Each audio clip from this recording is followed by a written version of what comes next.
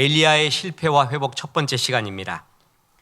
신약 성경에 보면 예수님께서 당신의 본질적인 모습을 보여주기 위하여 베드로, 야코보, 요한을 데리고 변화산에 데리고 갑니다.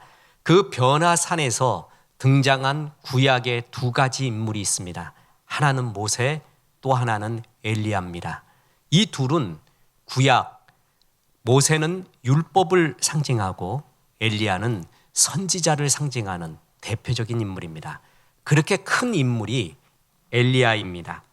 엘리야는 하늘문을 열어서 물을 내리기도 하고 불을 내리기도 하고요. 그 유명한 갈멜 산상에서 하나님의 불을 받고 바알과 아세라 선지자 450명과 싸워서 큰 승리를 거두었습니다. 여러분, 기도원 중에 갈멜산 기도원 많은 거 아시죠? 바로 여기서 나온 것입니다.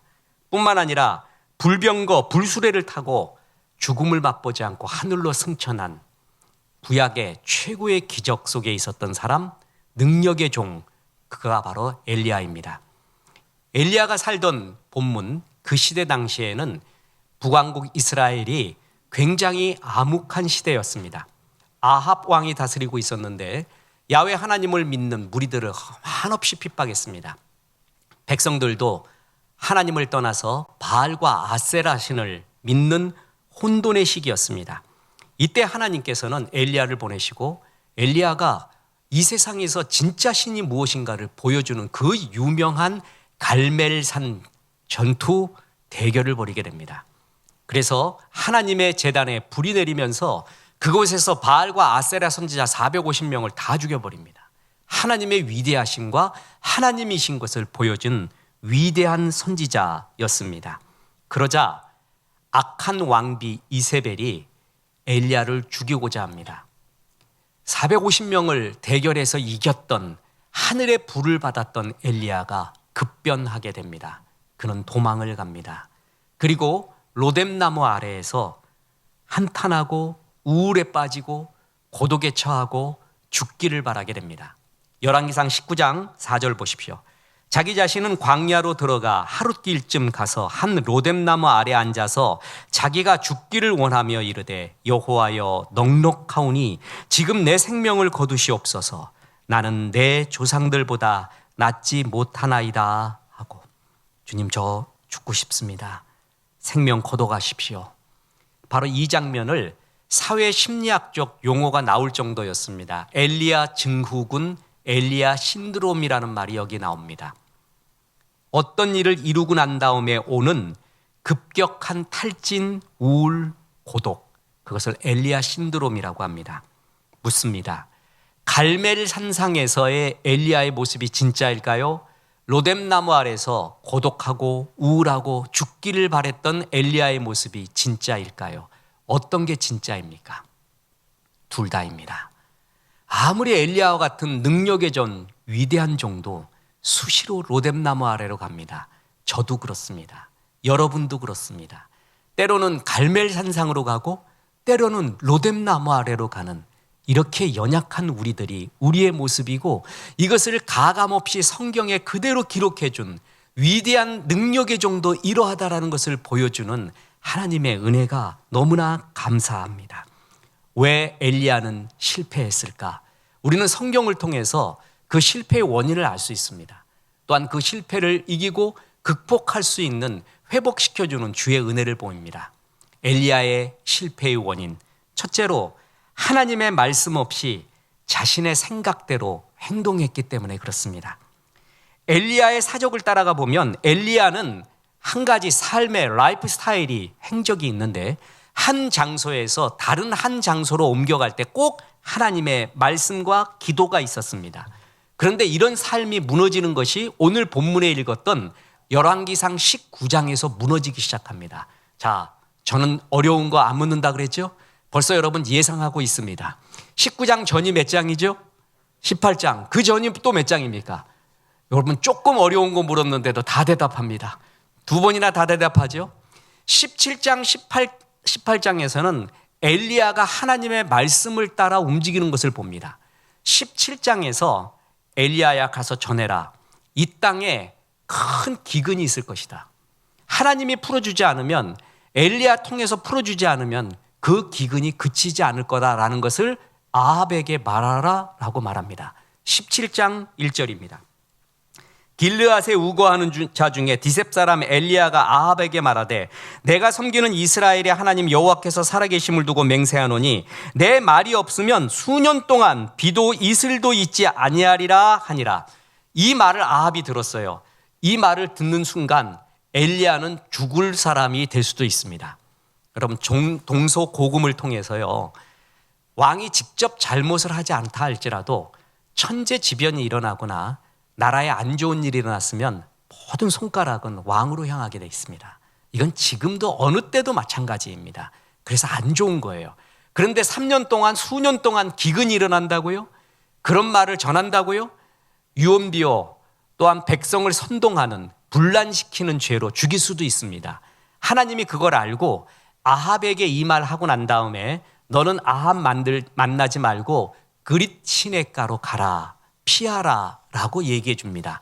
그래서 엘리야는 피합니다. 17장 2절 여호와의 말씀이 엘리야에게 임하여 가라사대 너는 여기서 떠나 동으로 가서 요단 앞 그릿 시냇가에 숨고. 거기서 하나님이 먹여주십니다. 보세요. 5절 저가 여호와의 말씀과 같이 하여 곧 가서 요단 앞 그릿 시냇가에 머물매 까마귀들이 아침에도 떡과 고기를 저녁에도 떡과 고기를 가져왔고 저가 시내를 마셨더니.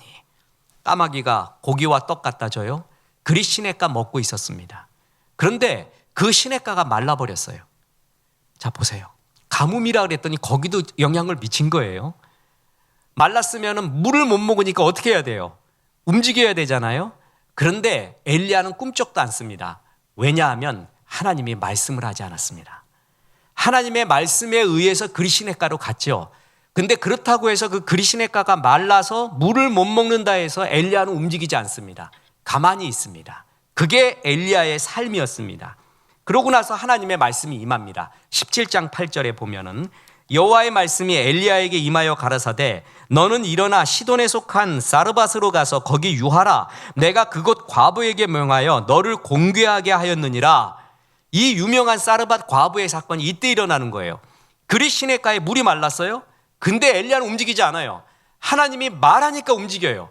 그래서 사르밧 과부에게 가서 공개를 받게 됩니다. 3년이 지났습니다. 자, 17장 다음에 몇 장이죠? 18장. 하나님이 말씀하십니다.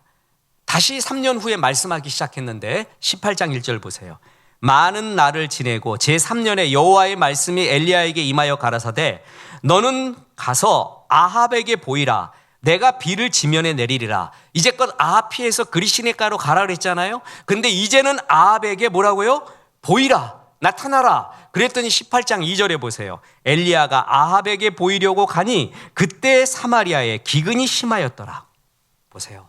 엘리야의 삶의 패턴, 그의 삶의 베이직은 뭐냐면 하나님이 가라, 여기 있어라, 저기 가라 말씀하면 움직였다라는 것입니다. 특히 18장에 가서는 엘리야 삶의 하이라이트가 나타납니다. 이제 기근도 일어나고 나라 백성들이 우상 잡신들을 섬기는 가운데 하나님이 무슨 신이 최고의 신인가 보여주기 위하여 아합 따르고 있었던 바알과 아세라 선지자 450명을 갈멜산으로 모이게 합니다. 그래서 그곳에서 두 제단을 쌓습니다. 바알의 제단, 야훼 하나님의 제단. 바알 제단에 있었던 바알과 아세라 선지자들은 몸에 칼을 들고 몸에 긋고 막 광란의 춤을 추면서 여기에 불이 내려달라고 막 기도합니다. 엘리야는 어떻게 했는 줄 아십니까? 하나님의 제단에 물을 부으래요. 바싹 말라도 불에 타기가 어려운데 물 부으래요. 몇 번을 부으래요. 이것은 사람의 불이 아니고 자연의 불이 아니라 여호와의 불이라는 것을 증명하기 위해서예요. 그래서 기도했습니다. 그랬더니 어디에 불이 내려요? 엘리야의 제단. 여러분, 우리가 교회에서 수련회를 가면은 저는 꼭 권하고 싶은 게 캠파이어 할 때 이 엘리야 제단을 재현해야 돼요. 저는 대학 다닐 때 엘리야의 제단 수련회 가서 마지막 날 캠파이어 할 때 이것을 몇 번을 했는데도 너무나 뻔한 스토리잖아요. 그런데 할 때마다 은혜가 돼요. 이 제단, 거짓 제단에 가서 바알과 아세라 신을 섬기는 그런 거짓 선지자들이 막 춤을 춰요. 그러나 역사가 일어나지 않아요. 그런데 한 사람이 나타나요. 죄종이 나타나서 주여 불을 내리시옵소서. 그러니까 불이 확 붙어버려요. 그때 진짜 가슴에 불이 붙는 것 같아요. 너무 뻔한 스토리인데도 이런 것은 정말 수련회 때 다시 재현하고 재현해야 되는 멋진 모습입니다. 불이 내리는 게 진짜입니다. 죽음에 대해서 말해요. 스티븐 호킹 같은 사람이 죽으면 그냥 전기 소켓 빼듯이 없어지는 거고 영혼도 없어지고 뭐 이런 사람들 많아요. 이상한 소리 하는 사람들.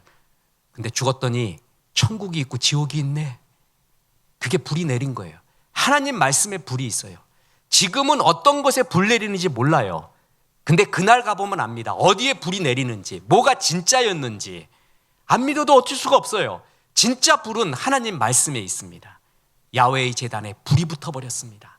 이런 체험을 한 것이 엘리야입니다. 더군다나 그 바알과 아세라 섬기던 선지자들을요 다 끌고 가서 450명을 기손강에서 다 죽여버립니다. 이런 엘리야였습니다. 하나님이 말하니까 움직이고 상황이 안 좋은데도 하나님 말씀 안 하니까 가만히 있고. 그런데 이 삶의 신앙의 패턴이 19장에 가서 무너지게 됩니다. 자, 보세요. 19장 1절. 아합이 엘리야가 행한 모든 일과 그가 어떻게 모든 선지자를 칼로 죽였는지를 이세벨에게 말하니, 아합은 야훼의 제단에 불이 붙고 바알 선지자들이 죽는 걸 보고도 변화되지 않아요. 이세벨도 변화되지 않아요. 기적은 사람을 변화시키지 못합니다. 그 수많은 기적을 보고도 변화 안 돼요. 그러니까 이세벨이 뭐냐면 엘리야 죽이겠다고 도끼를 바랍니다. 2절에 이세벨이 사신을 엘리야에게 보내 이르되 내가 내일 이맘때에는 반드시 내 생명을 저 사람들 중 한 사람의 생명과 같게 하리라. 3절. 그가 이 형편을 보고 일어나 자기의 생명을 위해 도망하여 유다에 속한 브엘세바에 이르러. 엘리야는 이세벨의 말이 두려웠습니다. 그는 브엘세바로 도망갑니다. 묻습니다. 이 구절에 여호와의 말씀이 임하여 가라사대 라는 말이 있습니까? 없습니다. 19장에 와서 하나님 말씀대로 움직였던 신앙의 베이직이 무너진 것입니다. 하나님 말씀이 없이 자기의 생각대로 행동을 합니다. 그때부터 무너지기 시작합니다. 이게 엘리야의 실패의 가장 큰 원인입니다. 두 번째 실패의 원인이 있습니다. 자신과 환경을 바라보기 시작했습니다. 19장 3절 보십시오. 그가 이 형편을 보고 일어나 자기 생명을 위하여 도망하여. 그가 이 뭘 보고요? 형편. 17장 18장에서는 어떻게 움직였죠? 여호와의 말씀이 임하여 가라사대, 그것 때문에 움직였어요. 근데 19장에서는 뭐 때문에 움직입니까? 형편을 봤습니다. 환경을 보고 배경을 보고 자기를 보았습니다. 그랬더니 무너지기 시작한 겁니다. 이스라엘 백성이 대부분, 하나님의 백성들이 대부분 여기에 무너집니다. 하나님이 큰 기적을 일으켜 모세를 통해 이스라엘 백성을 출애굽시켰습니다. 앞에 홍해가 넘실거립니다. 이제껏 인도하신 하나님, 제가 기도할 때도 계속 말하는 게 이겁니다. 여기까지 인도하신 하나님, 그게 에베네셀이에요. 지금도 함께 하시고 임마누엘이에요. 앞으로도 최상으로 인도하실 것입니다. 여호와 이레란 말이에요. 여지껏 인도하신 하나님을 돌아봐야 돼요. 근데 다 잊어먹어요. 홍해만 봅니다. 넘실거리는 홍해를 보고 모세에게 이스라엘 백성이 원망합니다. 아니, 애굽도 매장지가 좋은데 애굽에서 죽게 하지 우리를 광야까지 끌고 와서 여기서 다 죽게 하느냐, 이런 소리 합니다. 베드로가 물 위를 걸으시는 우리 주님을 보고 기뻐 주님 바라보고 달려갔습니다. 그랬더니 그 물이 땅 같았습니다. 그런데 갑자기 주님을 보지 않고 물결과 파도를 보기 시작하니까 몸이 빠져가기 시작합니다. 주님 보지 않고 환경과 자신을 보면 이렇게 무너지게 됩니다. 그리고 자신과 환경을 보면 곧바로 나타나는 것이 있는데 지치는 것이에요. 우울해요. 고독해요. 열등감이 있어요. 교만함이 넘쳐요. 이것이 다 한꺼번에 오게 됩니다. 보십시오. 하나님이 엘리야에게 묻습니다. 그대 어찌하여 여기에 있느냐 라고 했더니 엘리야가 하는 말 들어보십시오. 열왕기상 19장 14절. 그가 대답하되 내가 만군의 하나님 여호와께 열심히 유별하오니 이는 이스라엘 자손이 주의 언약을 버리고 주의 제단을 헐며 칼로 주의 선지자들을 죽였음이오며 오직 나만 남았습니다. 그들이 내 생명을 찾아 빼앗으려 하나이다. 자기에 대해서 두 가지를 말해요. 나는 하나님에 대해 열심히 유별나다. 특심이 있다. 그리고 다른 사람 다 삭굴하였고 나만 남았다. 이렇게 말합니다. 하나님을 바라보지 않잖아요. 그럼 두 가지가 함께 오는데 뭐냐면 하나는 열등감이에요. 또 하나는 교만함이에요. 여러분 아십니까? 열등감과 교만함은 동전의 양면이라는 것.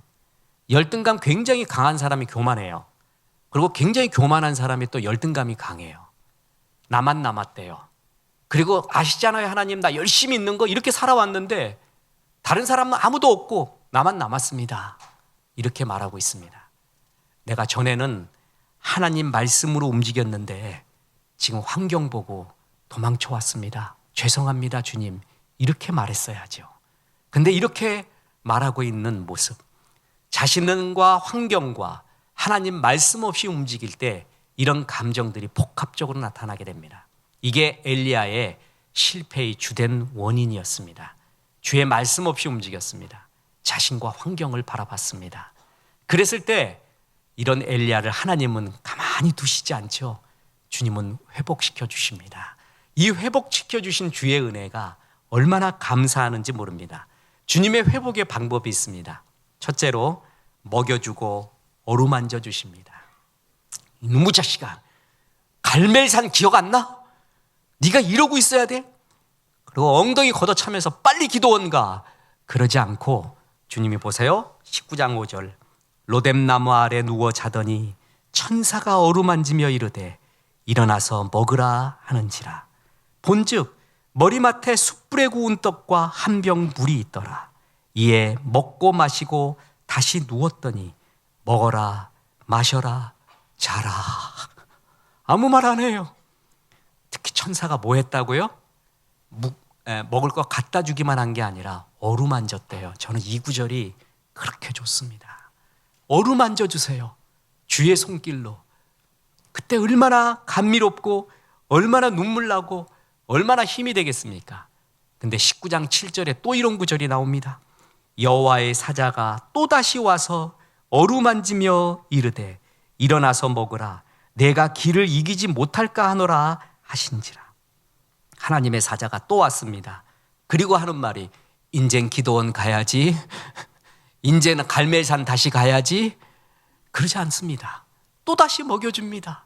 또다시 재워줍니다. 이 반복되는 어루만지시는 주의 은혜. 하나님이 지친 우리에게 어루만져 주세요. 직접 만져주시기도 하고요. 천사 보내기도 합니다. 엘리야의 경우 천사 보냈잖아요. 때로는 직접 만져주시기도 합니다.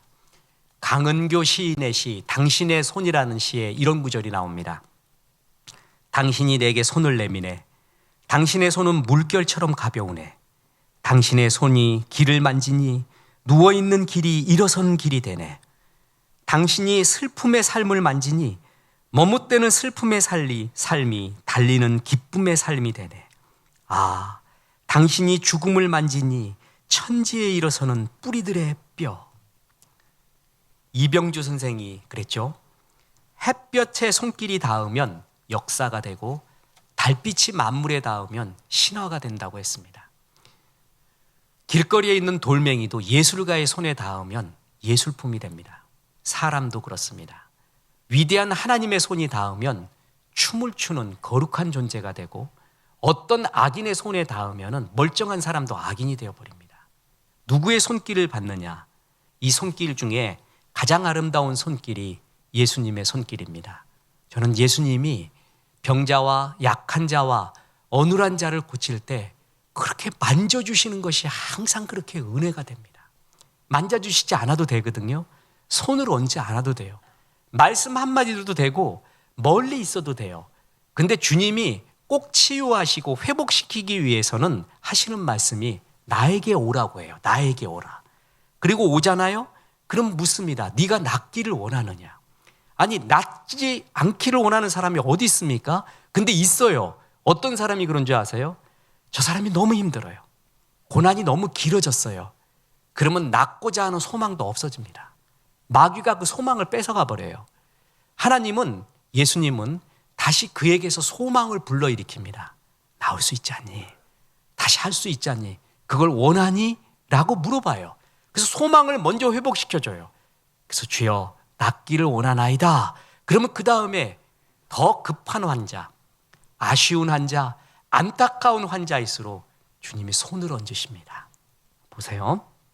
누가복음 4장 40절에 해질 무렵에 사람들이 온갖 병자들을 데리고 나오매 예수께서 일일이 그 위에 손을 얹으사 고치시니. 일일이. 저 어느 날 이 구절 갖고 은혜를 받았어요. 일일이. 우리 교회 전형적인 탄탄한 중형교회입니다. 이 중형교회에서 필요한 게 담임 목사가 성도 하나를 일일이 만지는 거구나. 일일이.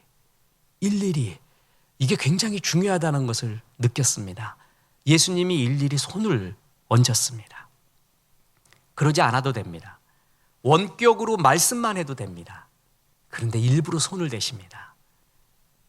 그 살아왔던 쓰라린 아픔들, 그 누려왔던 수많은 수모들, 그리고 그 고통을 공감하시는 거예요. 어루만지시는 거예요.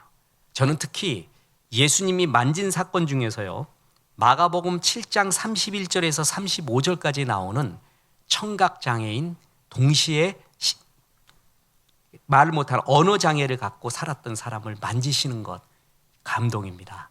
그 사람을 따로 군중들 가운데 불러냅니다. 그리고 나라 얍 그러지 않고, 그가 청각장애잖아요. 그의 손에 예수님의 손가락을 넣어요. 언어장애잖아요. 그의 혀에 예수님의 침을 넣습니다. 그리고 안아주십니다. 자, 난 그 장면이, 너희 귀가 아팠었지? 귀가 안 들렸지? 말을 못했지? 하고 직접 당신의 살을, 당신의 몸을 대주시는 거예요. 그때 고침을 받은 사람은 역시 예수님이 능력 있다라는 걸 넘어서 진짜 하나님은, 예수님은 사랑이시구나, 나를 이해하시는구나, 나를 정말 공감하시는구나를 전인격적으로 느끼지 않았을까요? 예수님이 일부러 그래서 손을 대십니다. 이렇게 하나님이 우리를 치유하시고 회복시키기 위해 직접 손길을 내딛는 경우가 있습니다. 어느 때 그걸 많이 느끼냐 하면 찬양을 할 때예요. 깊이 내 감정과 마음과 의지를 다 실어서 하나님을 찬양하기 시작하잖아요. 그러면 주님이 내 영혼을 만지는 것을 느끼는 경우가 많이 있습니다. 찬양 중에 거하시는 주님이에요.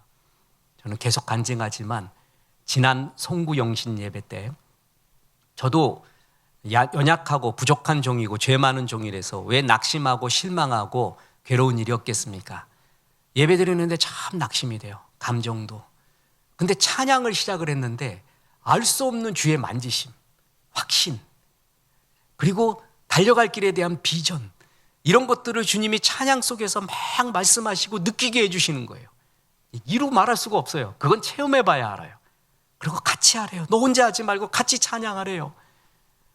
이런 하나님의 어루만지심, 이건 예배 때 가장 강력합니다. 특히 찬양 드릴 때는요, 여러분 기도도 하잖아요. 그리고 감정을 주 앞에, 감정까지 드리잖아요. 진짜 다 쏟아내세요. 어린아이와 같이 다 드려보세요. 그럴 때 주님의 치유하시고 만지시고 말씀하시는 것이 느껴집니다. 내 자녀를 향해, 나를 향해, 내 사업을 향해, 내 달려갈 길에 대해 말씀하시는 것이, 우리 주님은 침묵하는 하나님이 아니라 어떻게 하든 말씀해 주고 싶은 하나님이에요. 우리가 못 들어서 그래요. 너무 세상 소리에 귀를 많이 들다 보니까 못 들어서 그렇지, 하도 말을 안 들으니까 하나님이 직접 내려온 게 예수님 아니에요? 그렇게까지 해서 말씀하시고자 하는 하나님, 우리를 그 예수님이 만져주십니다. 직접 예배 때, 찬양과 기도 때 만져주시는 경우가 있고요, 또한 천사를 통해 어루만져 주십니다. 그 천사가 누군가? 날 사랑하는 사람 통해 나에게 공급을 주십니다. 나에게 내가 정말 아무 일도 못할 때 나에게 은혜를 주시고, 그게 주님이 보내주신 천사입니다. 저도 그럴 때가 있었습니다.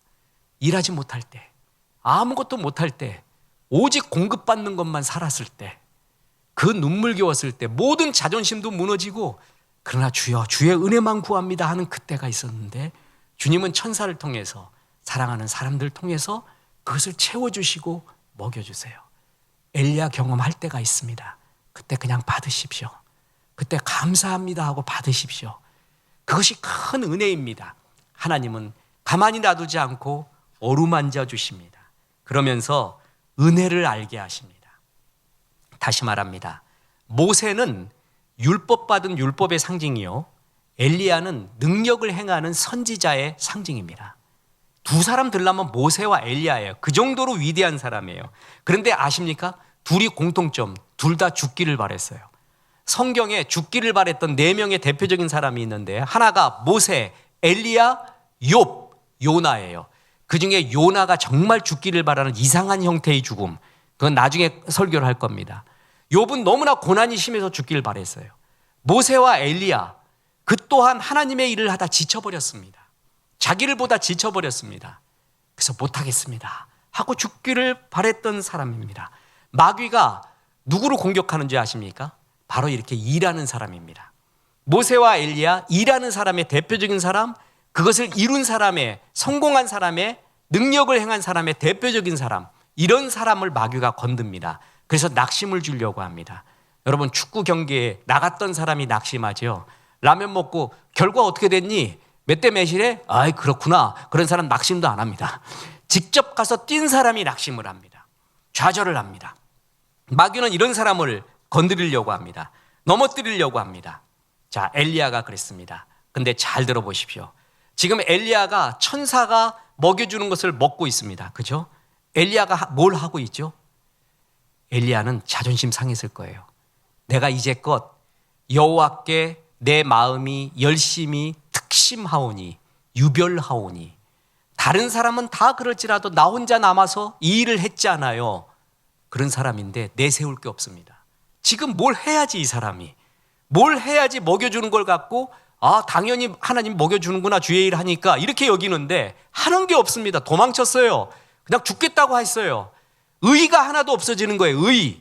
그때 먹여주시는 거예요. 내 의의가 없을 때 먹여주시는 것을 은혜라고 하는 겁니다.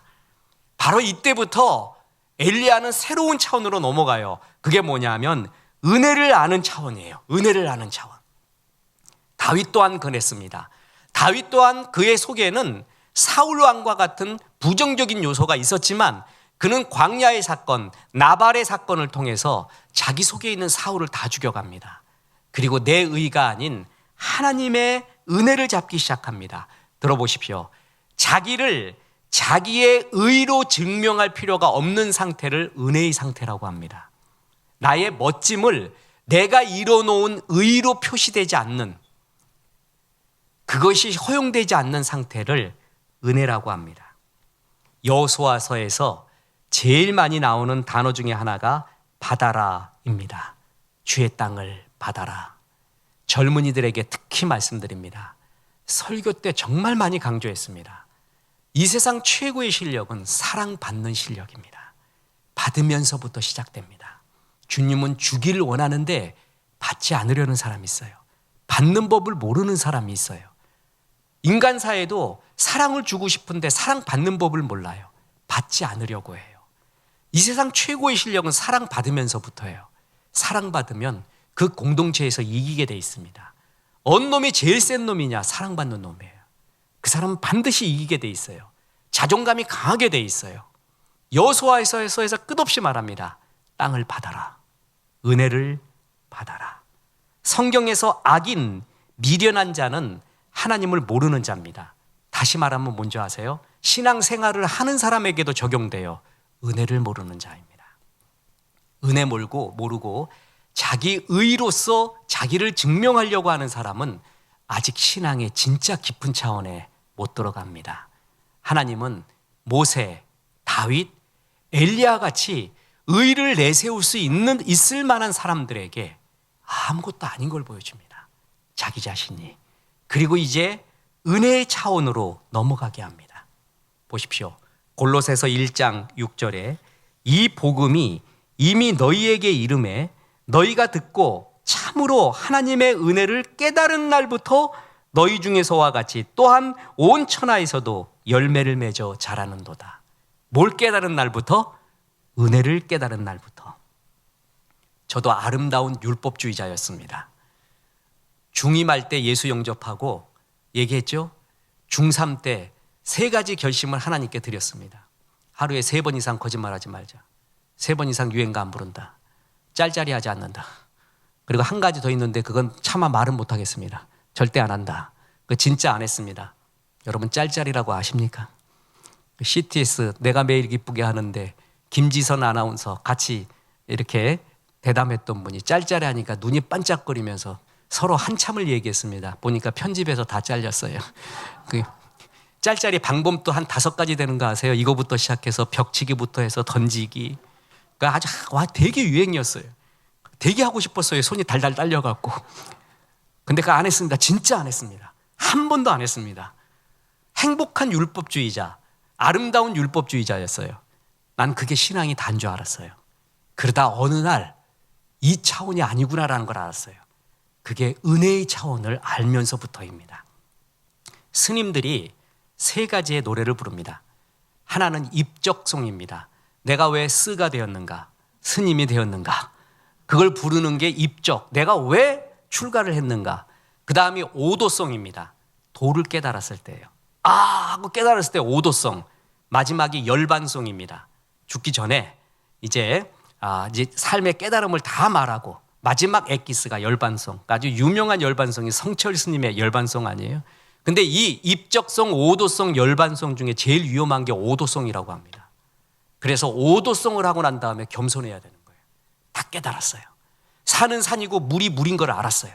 전에는 산도 돈으로 보이고 물도 돈으로 보이고 사람도 돈으로 보였어. 붓다도 돈으로 보였어. 근데 이제 제대로 보이기 시작해. 그때가 제일 위험할 때라는 거예요. 넌 안 보이지? 난 보여. 너 이것도 못 봐? 난 보여. 이때가 제일 위험할 때래요. 그때가 교만에 빠져요. 이 율법주의자가 제일 많이 빠지는 게 교만입니다. 너 이 사명 없지? 난 있어. 넌 이거 알아? 나 아는데. 넌 이것도 몰라? 나는 아는데. 엘리야, 모세, 다윗 다 여기에 빠질 수 있었어요. 하나님 그걸 다 무너뜨립니다. 아무것도 하는 게 없는데 천사가 먹여주네? 자고 일어났더니 뭐 할까요? 그랬더니 그냥 또 먹어라 얘야. 그리고 또 먹네? 아무것도 없어. 아무것도. 이 가운데 내 자아가 다 죽어버리는 거예요. 그리고 이제부터 은혜의 차원으로 가는 거예요. 내 혼자가 아니었구나. 주의 은혜였구나. 내가 살아온 게 주의 은혜였구나. 그걸 깨닫기 하나님이 보여줍니다. 2번째로 어떻게 치유하시는가 보십시오. 다른 사람을 보여주시면서 은혜를 줍니다. 이성복 시인이 이렇게 말했습니다. 이야기된 고통은 더 이상 고통이 아니다. 이야기를 시작하잖아요. 그럼 고통이 치유가 되기 시작하는 거예요. 너무 힘들면 말을 안 합니다. 하나님 앞에서도 심지어는요. 어떤 부분이 너무 아프잖아요. 그럼 말을 안 해요. 입 다물고 있어요. 하나님께 반항합니다. 한판 해보려고 그래요. 하나님 앞에. 내가 말하나 봐라 내가. 하나님 내가 그동안 섬겼는데 이 정도도 해결 못 해주고 나한테 이런 아픔을 줘요? 말도 안 해 나. 말을 안 해요. 하나님 앞에. 여러분은 안 그럴 거예요. 그죠? 근데 목사도 가끔 그럴 때가 있어요. 얘기 안 해. 그 기도하면 너무 아파. 말 꺼내는 게 너무 아파. 말 꺼내는 게. 근데 이야기하기 시작해요. 주님 하고 이야기를 시작해요. 그때부터 치유가 오는 거예요. 엘리야는 자기가 혼자라고 했습니다. 보십시오. 19장 14절. 그가 대답하되 내가 만군의 하나님 여호와께 열심히 유별했는데 이스라엘 자손이 주의 언약을 버리고 주의 제단을 헐며 칼로 주의 선지자들을 죽였고 이런 가운데 나는 혼자입니다. 나는 지켰습니다. 나 혼자예요. 이렇게 말한 거예요. 그랬더니 주님이 그럽니다. 너 혼자가 아니야. 자, 저는 원로 목사님들의 특히 6.25를 겪었던 원로 목사님들의 간증 들으면 박수치며 웃고 그렇게 재밌을 수가 없습니다. 어느 원로 목사님이 6.25 때 자기 초등학교에 폭탄이 떨어졌대요. 막 선생님들 다 울고 야단인데 자기 혼자 쾌지나 칭칭나네 했대요. 좋아가지고 자기 교실에 그 떨어졌는데 사람은 안 죽었지만 왜 그러냐 했더니 거기에 성적표하고 학업 평가도 그거 다 불타버려가지고 그래가지고 신이 났대요. 야, 내 성적 다 날라갔다. 내 학업 평가 뭐 다 날라갔다. 그렇게 좋았대요, 진짜. 그 간증하는데 얼마나 웃었는지. 그러면서 예수님이 내 죄의 증서를 다 없애버렸다. 그게 그렇게 좋을 수가 없대요. 또 한 분이 또 유교를 경험했던 분이 부산 피난을 갔는데 거기서 꿀꿀이죽이라고 있대요. 돼지국밥이라고 아세요, 여러분? 그 비계 하나 들어가 있대. 그거 먹고 미군 부대에서 나오는 그 소세지나 뭐 이런 거 잡탕들 다 끓여서 한 게 그게 부대찌개 처음 시작 아니에요, 그게. 그거 먹는데 천국 같대요. 그리고 애들이 전부 깡통 차고 논대, 깡통. 하나도 불행하지 않았더래. 다 그러고 있으니까. 다 그러니까 고독하지도 않고 불행하지도 않더래요. 그런데 진짜 불행하고 고독한 걸 느낀 게 나 혼자만 겪을 때. 그럴 때는 못 견딘대요. 다 같이 딱 깡통 찰 때는 아무렇지도 않대. 근데 나 혼자만 이런 것 같을 때가 제일 힘들더라. 그 간증을 하시는데 잊을 수가 없습니다. 엘리야가 그걸 느끼는 거예요. 나 혼자입니다. 우리가 제일 힘들 때 내가 이걸 혼자 겪는구나 라는 거를 느낄 때예요. 그건 착각이기도 합니다. 그랬더니 하나님이 그럽니다. 너 혼자 아니야. 그러면서 해주는 말이 이야기를 펼쳐줘요. 다른 사람을 보여줘요. 나 혼자만 우울증으로 갇혀있던 사람에게 다른 사람의 이야기를 들려줘요. 이야기화하는 겁니다. 다른 사람 이야기를 들려주면서 내 마음을 풀어주고 은혜를 줍니다. 보십시오. 열왕기상 19장 18절에 그러나 내가 이스라엘 가운데 7,000명을 남기리니 다 바알에게 무릎 꿇지 아니하고 다 바알에게 입맞추지 아니한 자니라. 몇 명이요? 7,000이나 있었대. 너 혼자만 그런 거 아니야. 야, 너 혼자 그래 갈멜산에서 450대 1 한 건 맞았어. 그게 너 혼자였니? 하나님이 함께 했지. 왜 혼자라고 생각을 하니? 그거 외에 7,000명이 바알에게 무릎 꿇지 않고 중보기도 한 거 알아?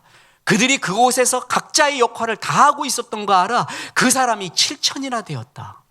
진짜 몰랐어요, 엘리야. 자기 혼자인 줄 알았어요. 여러분 텔레비 보면 유명한 목사님들만 나와요, 방송에. 그게 단 줄 알죠?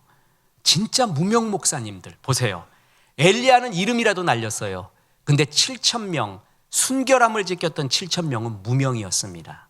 그들은 무명으로 버틴 사람이에요. 이런 사람이 진짜 위대한 사람입니다. 이런 사람이 하나님 앞에 상급이 있는 사람입니다. 너무 유명하잖아요.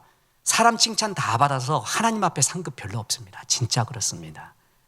때로 개척교회 목사님들 만나요. 아무 이름 없는 목사님들 만나요. 진심입니다. 상급이 참 많겠구나. 이렇게 신실하게 일하는 이 사람들이 상급이 정말 많겠구나 라고 느낍니다. 무명은 더 위대한 겁니다. 유명한 것보다 무명으로 버틴 사람은 엘리야보다 더 어떤 면에서 위대한 종들입니다. 그런 사람이 있는 세계를 네가 아니? 라고 말해줍니다. 이 이야기를 듣고 역사에서 엘리야는 잠시 사라집니다. 그리고 제가 어려운 거 안 묻는다 그랬죠? 지금 이게 열왕기상 19장의 사건이죠? 다음은 뭐예요? 20장이죠. 지금 앞뒤로 다 가고 있습니다. 20장에는 엘리야가 아니라 진짜 이름 없는 무명 선지자가 아람을 물리칩니다. 22장에 가면 미카야 선지자가 나타나서 주의 일을 합니다. 엘리야 없이도 이렇게 많이 역사를 하고 있었습니다. 엘리야 혼자가 아니었습니다. 나 혼자다. 교만에 빠집니다. 열등감에 빠집니다. 고독에 빠집니다. 우울증에 빠집니다. 하나님이 여러 다른 사람의 이야기를 해줍니다. 전 목회하면서 제일 기쁜 게 인생이 보편적이라는 겁니다. 저는 인생은 특수한 줄 알았습니다. 실존주의자들이 특수하다고 그러죠. 자기의 실존은 다 특수하대요. 맞아요. 그건 성경은 아닙니다. 우리가 제일 우울증에 빠지는 게 나만 특수하다고 생각할 때입니다. 근데 성도들을 만나보잖아요. 목회하면서 많은 사람 만나보잖아요. 문제가 거의 똑같아. 거의 비슷하고 집안에 하나씩 한 어른들이 말하는 우환이 항상 있어. 어떤 사람 집은 가시요. 어떤 사람은 말뚝이에요. 하나씩 다 있어요. 없는 집 없어요. 고민 거의 비슷해요. 그리고 파보면 결국 돈 문제야. 거의 비슷해요. 책을 봐도 동서고금의 이야기에도 우리와 똑같은 고민 한 차원 더 나간 사람도 무지하게 많아요. 삶을 보편화로 볼 때 마음의 여유가 생겨요. 지금 엘리야에게 보내주는 것이 바로 그거예요. 너만이 아니야. 너 혼자가 아니야. 무명으로 7천이 있었고 미카야 선지자가 있었고 무명 선지자가 아람을 물리치고 엘리야가 나중에 이걸 깨닫고 어떻게 하는 줄 아십니까? 나 혼자밖에라고 여기던 엘리야가 엘리야 말년에 가서 선지학교를 세웁니다. 단독 프레이하던 그가 선지학교 세워서 동력을 시작을 합니다. 엘리사를 키우기 시작합니다. 하나님이 은혜를 통해 다른 세계를 보여준 겁니다. 그렇습니다. 특히 주의 일을 열심히 하거나 삶을 열심히 살았던 사람이 엘리야 증후군같이 고독과 우울과 지침과 낙심에 빠지는 경우가 많이 있습니다. 주님이 이해하십니다. 하나님 말씀 없이 움직였던 엘리야, 자신과 상황을 보고 움직였던 우리, 그런 실패한 엘리야를 하나님이 어루만져 주십니다. 하나님이 쓰다듬어 줄 때요, 어루만져 줄 때 온 영혼을 던지세요. 그처럼 기쁜 일이 없습니다. 천사를 통해, 사랑하는 사람을 통해 먹여주십니다. 채워주십니다. 그리고 다른 어려운 사람도 보여주십니다. 내 지경을 넓혀줍니다. 그리고 이제껏 너의 열심이, 너의 의가 아닌 하나님의 은혜로 살라고 주님이 이렇게 우리의 신앙의 세계를 다른 세계로 넓혀주십니다. 그러면서 회복시켜 주시는 하나님, 우리의 이야기입니다. 우리를 회복시키고자 하는 주의 말씀입니다. 이 말씀 잘 받고 잘 회복되시고 한 번밖에 없는 인생 건강하시고 즐겁게 사시고 기쁘게 사시고 복음 전하며 사시기를 주 예수의 이름으로 축원합니다. 우리 하나님의 은혜 생각하며 찬송합니다. 하나님은 너를 지키시는 자.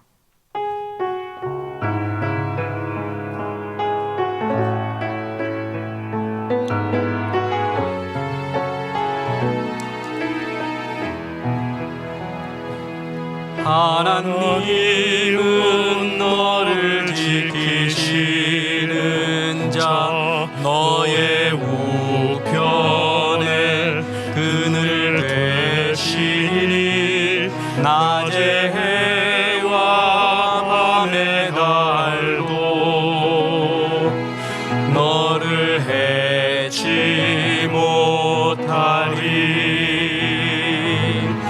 하나님은 너를 지키시는 자, 너의 환난을 면케하시니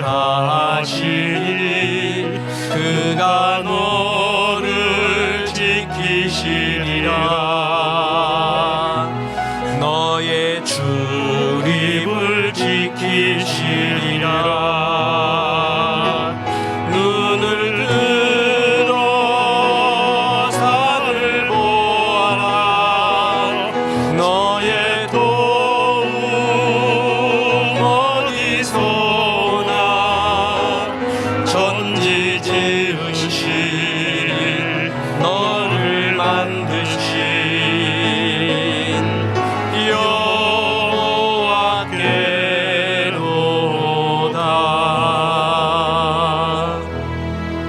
이제는 우리 구주 예수 그리스도의 은혜와 하나님의 크신 사랑과 성령님, 지쳐있는 우리를 위로하시고 만져주시고 은혜를 배우게 하신다는 그 말씀, 이 말씀에 아멘한 성도들에게 함께 하셔서 이제부터 끝날까지 크신 영광 받으시옵기를 우리 구주 예수 그리스도 이름으로 축원하옵나이다.